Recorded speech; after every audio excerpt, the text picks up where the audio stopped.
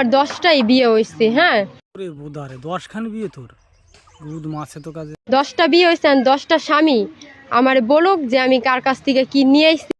তোর 10টা স্বামী কি বোধা কবে? 10 জনকে তো চুষে তার পোঙা মারিয়ে ছেড়ে দিছিস, তার কোয়ার ক্ষমতা রাখছিস? 10 জনকে খাই ছেড়ে দিছিস, কিরা কি বোধা কবে? আপনি 10টা বিয়ে করছেন, মানে এই 10টা বিয়ে করার কারণটা কি? মানে ও 10 জনকে তো সুদায় ওর মজা আসতেছে না, ওই জন্য বারে বারে ছেড়ে দিচ্ছে। ওর বড় মেশিন দরকার, রাশিয়ান আফ্রিকান মেশিন দরকার, কালা মেশিন। মানে যে ভালো হবে তারই রাখবো, ভালো না হইলে কি? আচ্ছা 10 জনের 10 জনই খারাপ। তুই আরে সতী খান কি 10 খান সিমড়া তোর দ্বারে খারাপ হয়ে গেল, তুই আরে ভালো। তোরে তো এখন জেরক্স মেশিন করার দরকার, বিয়ের আগে তোর দ্বারা ভিটামিন পাঠানোর দরকার, যে তুই সুদিয়ে দেখবি ঠিক আছে কিনা, তারপরে ওরা বিয়ে করবে। ওরে মাগি রে। আচ্ছা আপনার বয়সটা কত বলছিলেন?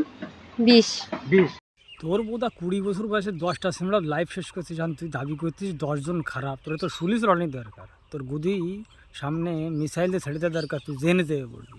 সালিনিয়ন, মিয়া খালিফা এরা ভয় পাবে, জনি সিং তোর দ্বারে আসবে না। উদ্দেশ্য প্রণোদিত ভাবে আপনি এই বিয়েগুলো করতেছেন বিশেষ কোনো স্বার্থের কারণে? কোনো স্বার্থের কারণে না, একদম ঠিক কইছো, ও পুরো স্বার্থের কারণে। স্বার্থ তো না, ভুল হয়েছে কথাটা, অর্থের কারণে। ওর দরকার অর্থ, গুদির মধ্যে অর্থ দরকার। ও খাবে বড় বড় রেস্টুরেন্টে, গোস্ত খাবে, পোস্ত খাবে, ও সেটা ভাঙা দরকার। সব ছেলে পেলে খারাপ, বোকা সুদা মাগি। হ্যাঁ, তাইলে আমার 9 নাম্বার স্বামী। হ্যাঁ, উনি কি বলছে? আমি ওনার কাছ থেকে টাকা পয়সা নিয়ে চলে আসছি। তো 9 নম্বর স্বামী মুখ খুলছে, তুই জাত খান কি তাই কইছে।